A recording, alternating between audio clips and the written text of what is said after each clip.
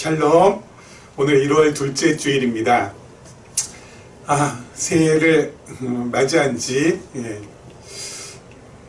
잠깐 같았는데 벌써 일주일이 훌다훌다 이렇게 지나고 있습니다.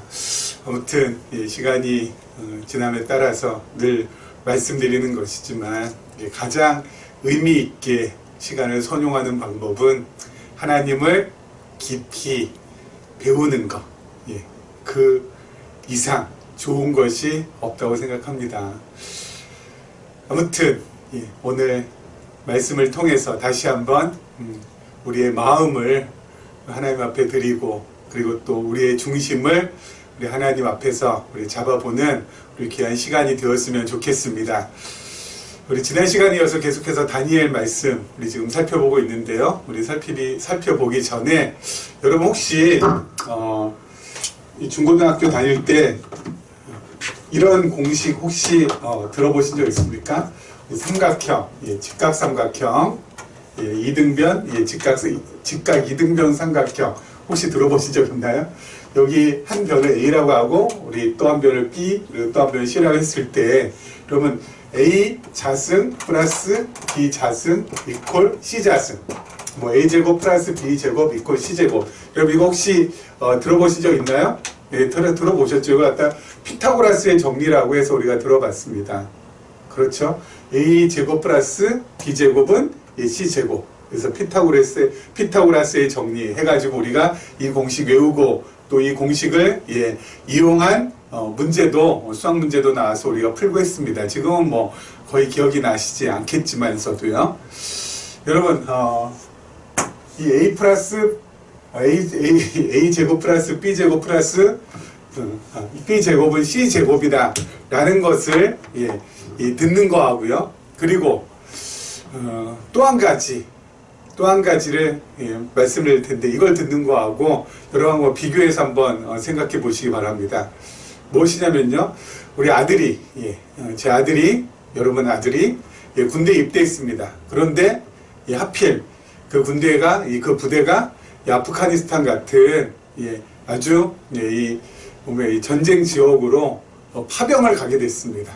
그래서 그야말로 옹격결에 내 아들이 다른 나라에 가서, 특히 그 다른 나라도 전쟁하는 그런 나라에 가서 이 근무를 서게 됐다는 소식을 이제 듣게 된 거죠. 여러분, 그런데 또 거기에서 사랑하는 아들이 이 전투에 또 나갔다고 합니다.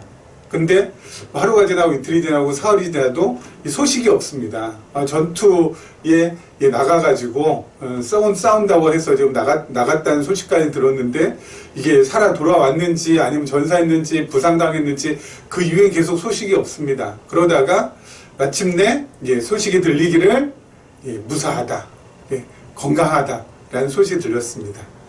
여러분, 그 소식을 듣는 것과 A제곱 플러스 B제곱 이퀄 C제곱이라는 이 피타고라스의 정리의 이 소식을 듣는 것과 어떤 차이가 있습니까? 이것은 수학적 진리는 들으면 어때요? 그냥 고개 끄덕끄덕 그런가 보다, 외우라면 외워야지, 시험 문제 나온다니까 별 한 2개 정도 치면 되겠구나, 별 3개 정도 치면 되겠구나, 요 정도 고민을 까딱까딱 하지만, 그러면 자식의 이 생사 소식을 들을 때는 어때요? 이거는 완전히 태도가 달라지는 거죠. 하루하루 바짝바짝 긴장하고, 그리고 이 소식이 어떤 소식이 있는지 자꾸자꾸 알아보고, 부대에다가도 연락해보고, 어떻게 됐는지 자꾸자꾸 물어보고, 그리고 살았다는 소리 들리면 어때요? 안도의 한숨을 갖다가 쉴 수 있는 거 아닙니까? 자식의 생사가 바로 내 생사하고 연결되어 있잖아요. 자식이 살면 나도 사는 거고, 자식이 죽으면 나도 죽는 거고. 그렇죠? 근데 그러면 이 수학적인 이론은 이것이 나의 어떤 생사를 갖다가 결정되는 것은 아니잖아요. 그렇죠? 전쟁터에 나간 아들에 대한 소식과 이런 이론적인 어떤 의미에서 들려오는 거하고는 완전히 우리의 태도, 그리고 우리가 이렇게 귀담아 듣는 그 감도가 완전히 다르죠. 여러분, 하나님의 말씀을 들을 때도 마찬가지입니다. 이 수학적인 이론으로 들으시면은 매우 곤란합니다. 그렇죠? 수학적 이론으로 그냥 김 목사가 그런가 보다, 김 목사가 얘기하니까 그런가 보다 하고 끄떡끄떡 그거 참 곤란합니다. 하나의 말씀은 나의 삶과 죽음과 연결되어 있는 말씀입니다. 생명의 말씀입니다. 들으면은 내가 살고 듣지 못하면 죽는다 라는 그러한 마음을 가지고 이 말씀을 우리 같이 함께 살펴보았으면 좋겠습니다. 나를 살리는 것, 그렇죠? 또 나를 어때요? 죽이는 것. 이 나의 생사 여탈이 이 말씀에 달려있다라고 생각하시면서 이 말씀에 접근한다면은 그냥 하나의 말씀 뭐 그렇지 뭐 그런 말씀이지 뭐 다 좋은 말씀이지 뭐 그게 아니라 정말 어때요? 이 말씀 정말 듣길 원하고 이 말씀을 안 들으면 내가 정말 어때요? 이 내가 죽는다라는 어떤 그런 이 각오를 가지고 우리 말씀에 임한다면은 그러면 그 말씀이 더욱더 나의 마음에 담겨질 것이고 내 안에 체득화될 것이고 그리고 내 안에 내재화가 되어서 그 말씀이 나와 진짜 함께하는, 다시 말씀드려서 하나님과 정말 내가 동행하는 그러한 나날들을 보낼 수 있다라고 생각을 합니다. 그러니 여러분들 말씀을 대할 때 그냥 이렇게 그냥 그런가 보다 하고 그냥 수학적인 이론으로 그냥 듣는 것이 아니라 나의 삶과 죽음을 결정할 수 있는 말씀이다. 내가 이 말씀을 들으면 내가 사는 것이고 이 말씀 못 들으면 나는 꼬꾸라진다.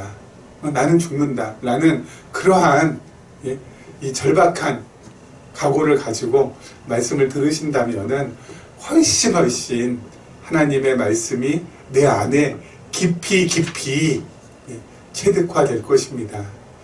자, 우리 지난 시간에 이어서요 한번 보도록 하죠. 자, 15절부터 19절 말씀입니다. 15절부터 19절입니다. 이에 북방왕은 와서 토성을 쌓고 견고한 성읍을 점령할 것이요 남방 군대는 그를 당할 수 없으며 또 그가 택한 군대라도 그를 당할 힘이 없을 것이므로 오직 와서 치는 자가 자기 마음대로 행하리니 그를 당할 사람이 없겠고 그는 영화로운 땅에 설 것이요 그의 손에는 멸망이 있으리라. 그가 결심하고 전국에 힘을 다하여 이르렀다가 그 화친할 것이요 또 여자의 딸을 그에게 주어 그의 나라를 망하게 하려 할 것이나 이루지 못하리니 그에게 무익하리라. 그 후에 그가 그의 얼굴을 바닷가로 돌려 많이 점령할 것이나 한 장군이 나타나 그의 정복을 그치게 하고 그 수치를 그에게로 돌릴 것이므로 그가 드디어 그 얼굴을 돌려 자기 땅 산성들로 향할 것이나 거쳐 넘어지고 다시는 보이지 아니하리라. 아멘. 자, 계속해서 이 다니엘의 이 환상에 대한 이 내용입니다. 이 말씀이 뭐냐면요, 이 남방왕과 북방왕이 지금 계속 싸우고 있습니다. 어떨 때는 남방왕이 우세할 때가 있고요, 또 어떨 때 북방왕이 우세할 때가 있습니다. 이 남방은 바로 프톨레미 왕조라고 했죠. 그리고 북방은 셀루커스 왕조. 그래서 이 셀루커스 왕조와 프톨레미 왕조 그 사이에 전쟁이 계속 있습니다. 자, 이 예루살렘은 그런데 그 두 사이에 껴있죠. 우리 지난 시간에 보면은요, 우리 12절에는 이 남방왕이 예루살렘을 차지했다가 오늘 16절에 봐서 영화로운 땅에 선다라는 것은 바로 북방왕이 예루살렘을 차지하게 된다는 겁니다. 그렇죠? 남이 우세할 때는 남쪽 프톨레미 왕조가 예루살렘을 지배하고, 그리고 북이 강하게 됐을 때는, 우세할 때는 북쪽에 있는 셀루커스 왕조가 예루살렘을 지배하고, 그야말로 예루살렘은 그냥 이 남쪽에 의해서 또 북쪽에 의해서 계속 번갈아 가면서 지배를 당하는 그런 형국에 놓여져 있습니다. 이 북방왕이 바로 셀루커스, 죄송합니다. 북방왕이 이 셀루커스 왕조의 안티오코스, 발음하기가 안티오코스 3세입니다. 안티오코스 3세. 영어로 쓰면 안티오코스 3세. 이 셀루커스 왕조의 안티오코스 3세거든요. 이 안티오코스 3세가 우세해져가지고 남방왕을 갖다가 치기 위해서 이게 정말 아주 그냥 전력을 전부 다 합니다. 그랬는데 그러면서 이제 한 가지 계략을 꾸민 것이 바로 뭐냐면은 이 남방왕에게 자기의 딸을 줍니다. 자기의 딸을 주어서 혼인하게 합니다.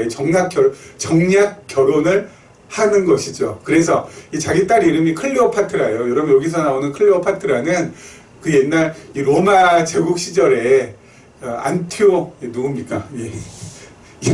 이름을 갖다가 이 클레오파트라는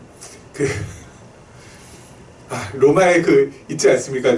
그 집정 안토니우스. 예, 안토니우스. 이 안토니우스하고 결혼해가지고 나중에 이 안티오쿠스하고 결혼해서 나중에 그 두 사람이 죽지 않습니까? 예, 스스로 이렇게 목숨을 끊지 않습니까? 로마 제국에 이제 이집트가 다 전쟁이 이제 져가지고요. 그 해전 이름이 뭐였죠? 액티움? 참. 제가 여러분 안다시피 이과 출신입니다. 세계사에 시옷도 공부 안 했습니다. 그런데도 이 다니엘 때문에 제가 요즘 세계사 공부를 갖다 많이 하고 있습니다. 악티움 해전인 것 같아요. 그렇죠? 악티움 해전에서 이 크게 패배를 당합니다. 그 크게 패배 당할 때 이겼던 이 로마의 황제가 바로 우리가 지난 시간에 이야기했었던 그 황제입니다. 바로 아우구스투스 황제죠. 그렇죠? 그 아우구스투스 그 황제가 바로 이 로마의 황제가 되는데 그 어린 나이에 왕이 돼가지고 드디어 그 악티움 해전에서 이겨서 이제 황제로 이제 등극하게 됩니다. 자, 근데 이제 그거는 이제 나중에 또 이제 나오면은 또 말씀을 드리겠고요. 지금 중요한 것은 그게 아니라 이 안티오코스 이 3세가 이렇게 이 남방왕 바로 이 프톨레미 왕조를 갖다가 어떻게 해서든지 자기 손아귀에 넣기 위해서 화친을 맺고 어떻게 해서든지 그러기 위해서 이 정략 결혼을 이제 시킵니다. 자기 딸하고요. 그래서 이 클레오파트라가 이 안티오코스 3세의 딸의 이름입니다. 그래서 나중에 나오는 그 클레오파트라는 아마 이 할머니라고 해야 되나요? 아무튼 그 선대 할머니의 그 이름을 그냥 본따서 나중에 그 클레오파트라라고 아마 이름을 지은 것 같은데 아무튼 그렇습니다. 자, 그런데요 여기서 중요한 거 한 가지는 바로 뭐냐면은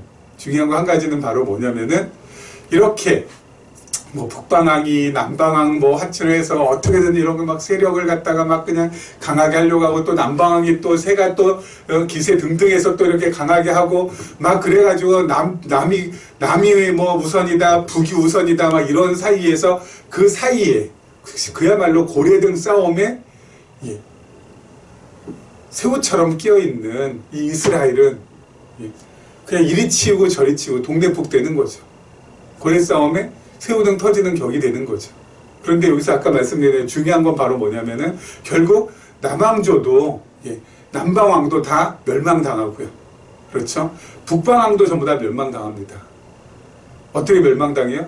남방왕은 아까 말씀드린 대로 이집트는 로마에 의해서 그러면 또 북방왕도 어때요? 북에 있는 왕도 로마에 의해서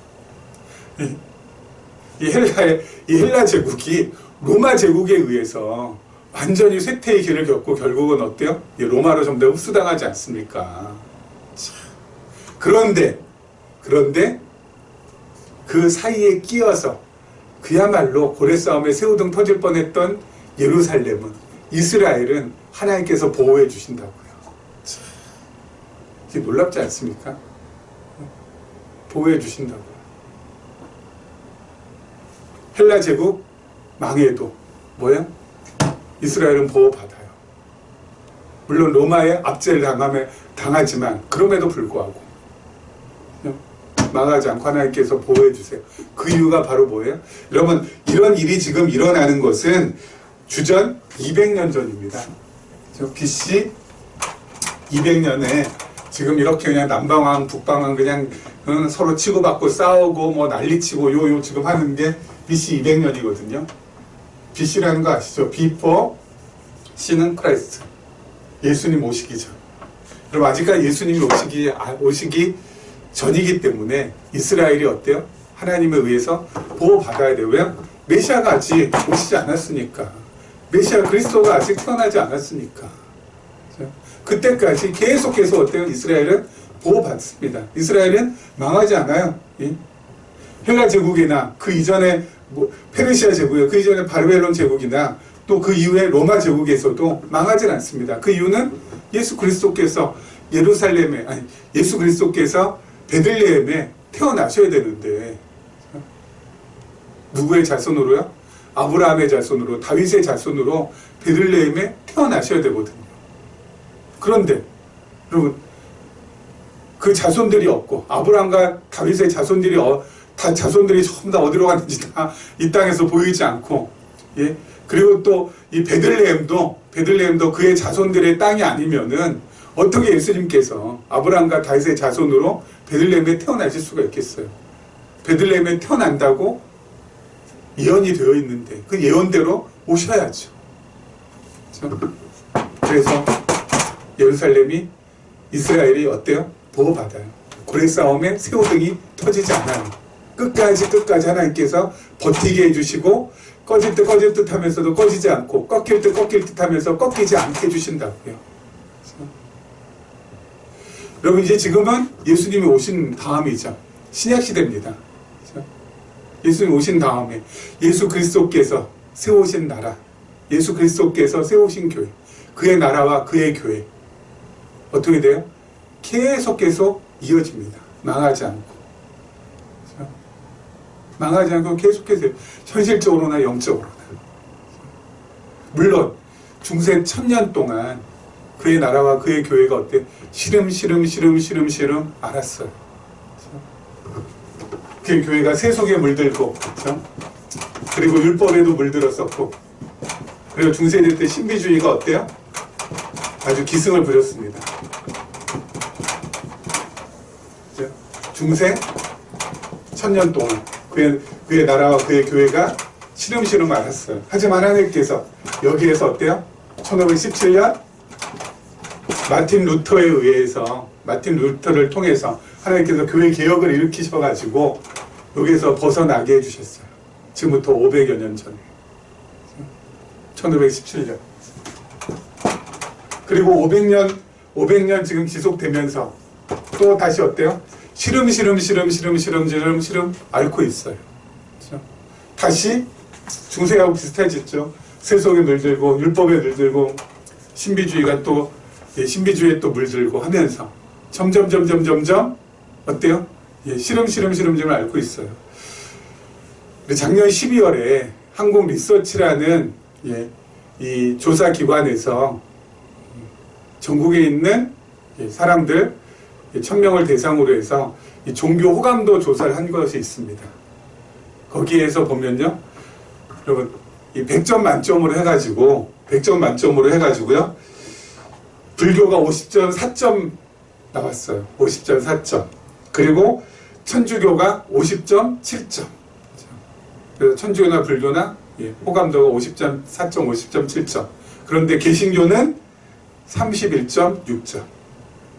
무려 20점 차이로. 다시 말씀드려서 뭐라는 겁니까?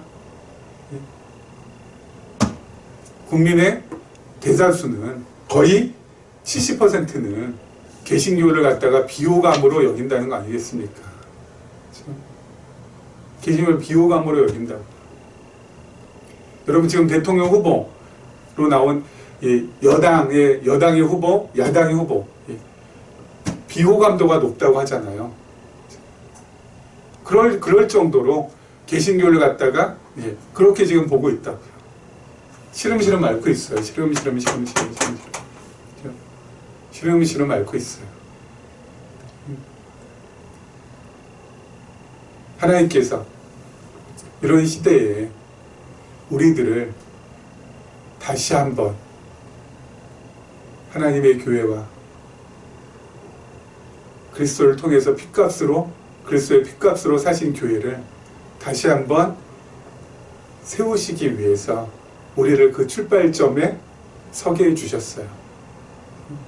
말씀드렸잖아요, 여러분. 이 세 가지 벗어날 수 있는 방법은 하나님의 말씀을 계시적인 관점에서 해석하고 적용하고 살아가는 방법 외에는 여기에서 벗어날 수 있는 방법이 없다니까. 여기서 벗어나야 돼요. 세속에 물들고, 그리고 이 율법, 규범에 물들고, 그리고 이 신비주의, 여기에 이 감성적인 이 신비주의에 지금 물들어 있는, 그래서 시름시름 앓고 있는 이 시대의 이 교회가 다시 한번 새로워지기 위해서는 여러분, 하나님의 말씀을 보는 눈을 완전히 어때요? 예, 바꿔야 되거든요. 하나님의 말씀을 보는 관점을 완전히 혁명적으로 뒤집어 놔야 되거든요.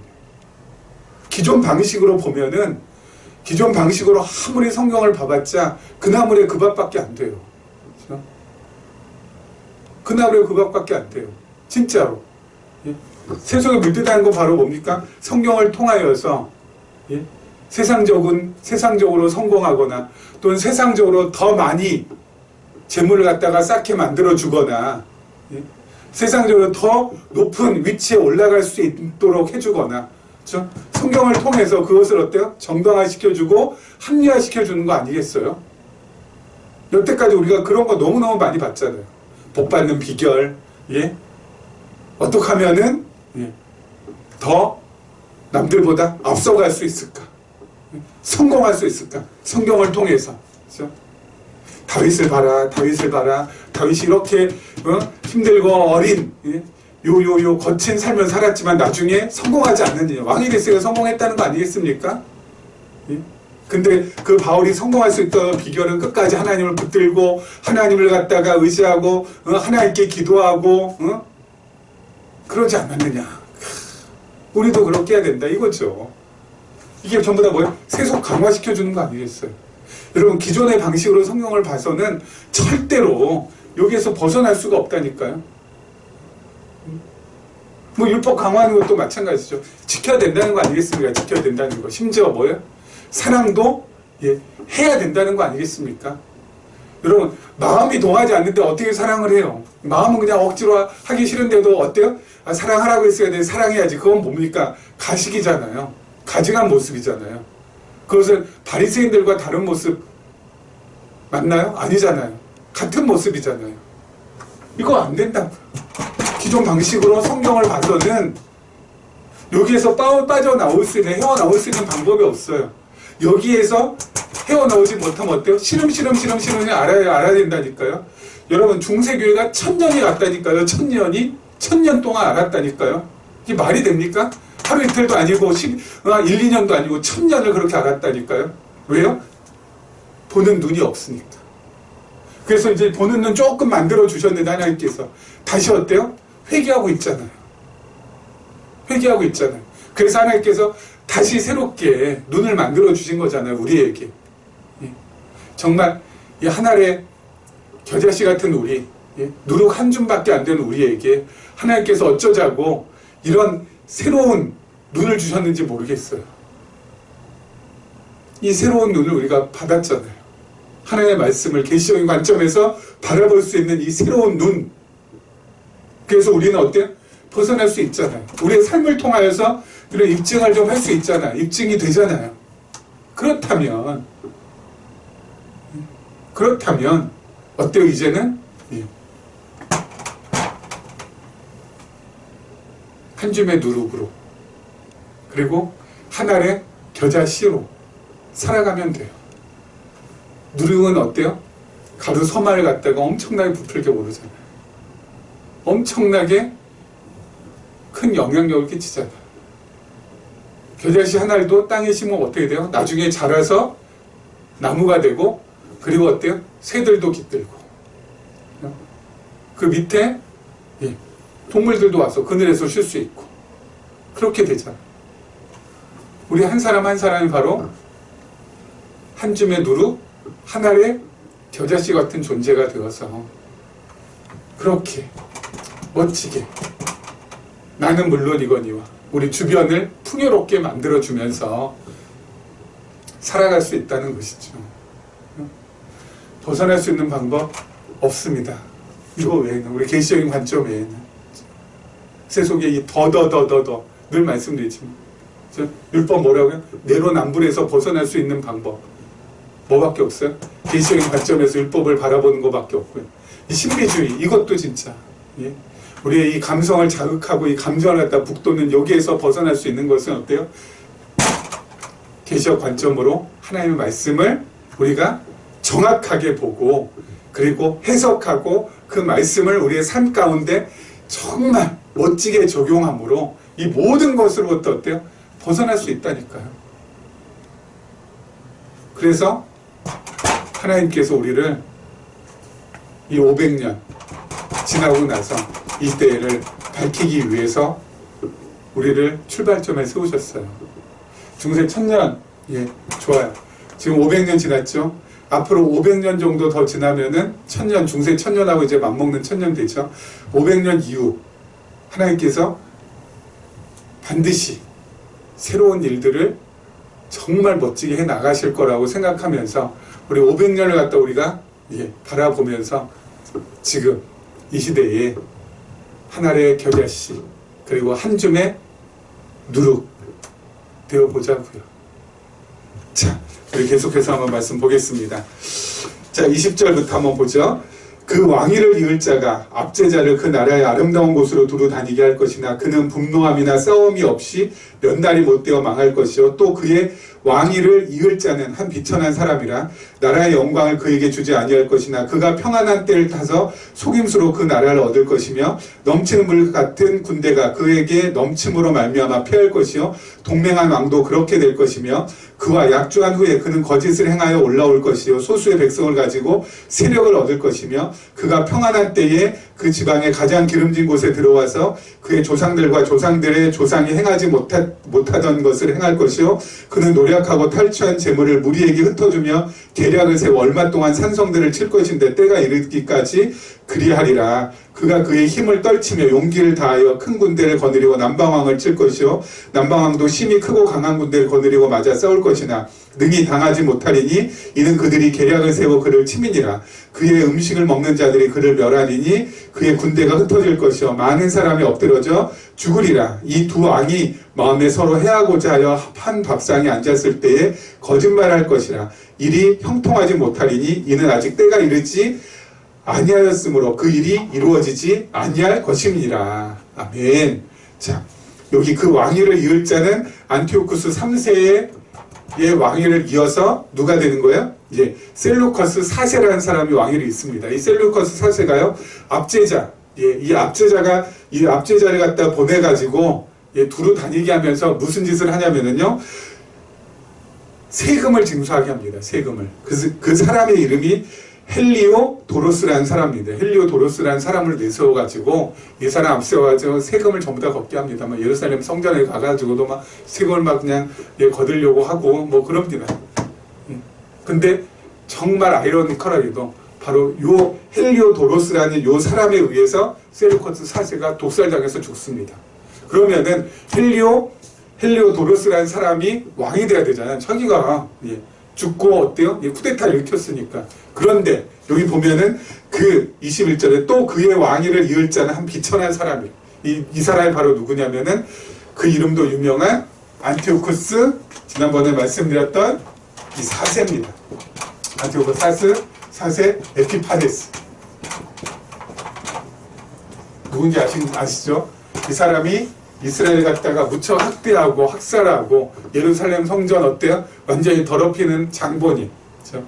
안티오쿠스 4세 에피파네스라는 이 사람이 바로 그 왕위를 잇습니다. 이 사람이 권모술수에 능하고 속임수에 능하고 거짓말도 잘하고 정말 어떤 권모술수를 썼는지 아니 어때요? 이 왕을 갖다가 죽인 사람이 왕이 돼야 되잖아요. 근데 그 사람이 왕이 못 되고 얘가 왕이 돼요. 예? 지금 대단한 사람 아닙니까? 어떻게 요 헬리오도로스를 갖다 구워 삶았길래 이 사람이 왕이 돼요. 이 사람이 왕이 돼가지고 하는 일이 이게 지금 쭉 나옵니다. 새가 좀 약했는데 이제 새를 갖다 이제 강하게 해가지고 나중에 남방왕까지 치게 되면 그 당시에 남방왕이 프톨레미 6세라는 왕이었는데 그 프톨레미 6세는 아까 말씀드린 안티오코스 3세의 딸 클레오파트라의 아들입니다. 그렇죠? 그러니까 이 안티오코스 4세하고는 이 클레오파트라하고는 누이 관계라고 합니다. 그러니까 그 누이를 통해서 어때요?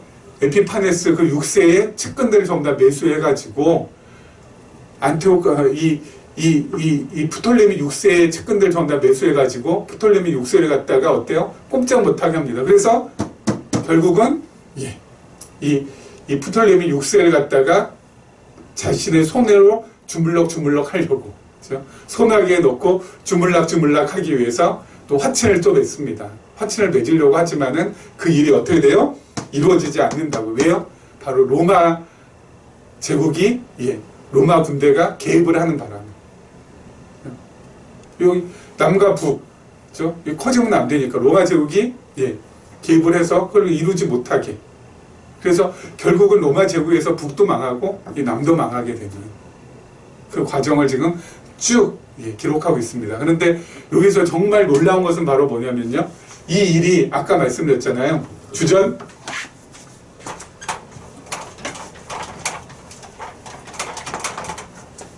200년에서 150년 사이에 지금 일어날 일들이 지금 쭉 기록되는 건데 이것을 지금 기록하는 건 다니엘 아닙니까? 다니엘은 지금 언제 지금 기록하고 있어요? 주전 544년. 그렇죠? 주전 540년. 주전 540년에 지금 이 일을 갖다 지금 기록하고 있습니다. 240년 후에 일어날 일. 그렇죠?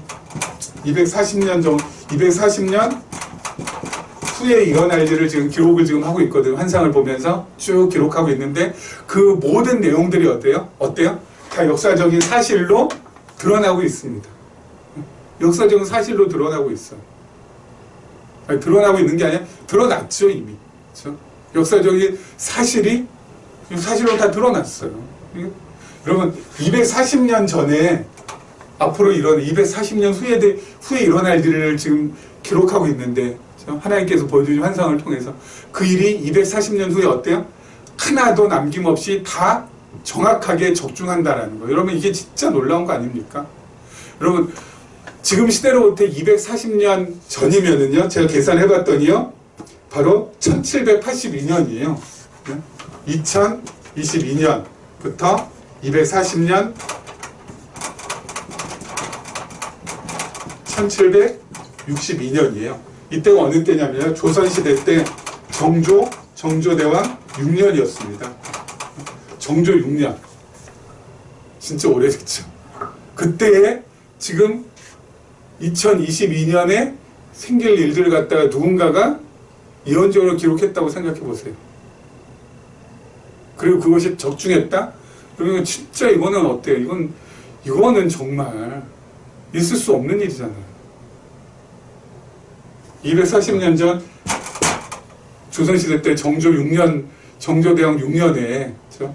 앞으로 미국이 세계를 갖다가 쥐락펴락할 줄 어떻게 알 것이며 이 나라가 대통령제로 돼서 조선이 아니라 대한민국이 될 것이라는 걸 어떻게 이때 예측을 할 수 있었을 것이며 이때만 해도 소달구지 말달구지 이것 끌고 다닐 때인데 이 전기차 시대가 도래할 거라는 걸 이때 어떻게 예측이 가능하겠냐고요. 예? 스마트폰 시대가 왔어, 5G 이제 6G 이게 어떻게 이게 예측이 가능할 것이며 예?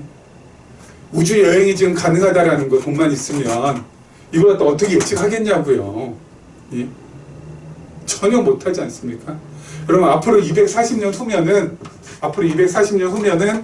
몇 년인지 아세요? 2262년. 그렇죠? 2262년이거든요. 여러분, 2262년에 이 세상이 어떻게 돌아갈지 여기에서 예측할 수 있는 사람 있어요? 예? 예측을 해가지고 그걸 갖다 적중시킬 수 있을까요? 2262년이야. 지금 2262년에 생길 일들을 그때는 미국이 있을까 우리나라가 있을까 이 세계는 어떻게 됐을까 누가 이거 어떻게 알겠어요. 예? 그런데 다니엘은 적중했다니까요. 예? 이걸 통해서 우리가 확인할 수 있는 건 바로 뭐예요? 하나님 진짜 살아계시다는 거. 하나님이란 존재가 아니고서는 이건 성립이 안 되잖아요. 말이 안 되잖아요. 그렇죠? 하나님이 살아계시지 않는 한 이런 일이 일어날 수가 없는 거잖아요. 그렇지 않습니까, 여러분? 예? 이게 소름 끼치는 일이잖아요. 그렇죠? 어떻게 이게 적중이 될까? 어떻게 이 예언들이 이게 다 맞아 떨어질까? 여러분 240년 전에 뭐 셀루커스 왕조가 어떻게 일어날 것이고 뭐 프톨레미 왕조가 남쪽에서 이게 어떻게 일어날지 어떻게 알겠어요? 지금 바벨 지금 뭡니까 이 다니엘은 페르시아 제국 그리고 바벨론 페르시아 그 어간에 있는 사람인데 페르시아가 망하고 헬라가 등장하고 헬라도 어때요? 그 이후에 이제 로마가 등장 이걸 갖다가 다니엘이 어떻게 알겠냐고요? 수백 년 후의 일을 하나님이라는 존재가 있기 때문에 이게 가능한 거라고요. 그래서 우리가 하나님을 신뢰한다고요. 하나님을 믿는다고요. 그래서 하나님을 우리가 오감으로는 포착이 안 되지만 우리가 오감으로는 도저히 느껴지지 않지만 어때요? 우리가 이 말씀을 통해서 하나님을 만날 수 있고 볼 수 있고 그 하나님께서 지금 나를 붙들고 계시다라는 것을 확신할 수 있다고요. 여러분 그렇다면 2022년 우리가 살아가 볼만 하다고요. 왜요? 하나님이 나를 든든하게 붙들고 가신다라는 것. 이게 너무너무 분명하니까. 이게 너무너무 확실하니까. 너무너무 믿어지니까. 그래서 매일매일 힘차게 우리가 한 걸음 한 걸음 디딜 수가 있는 거라고요.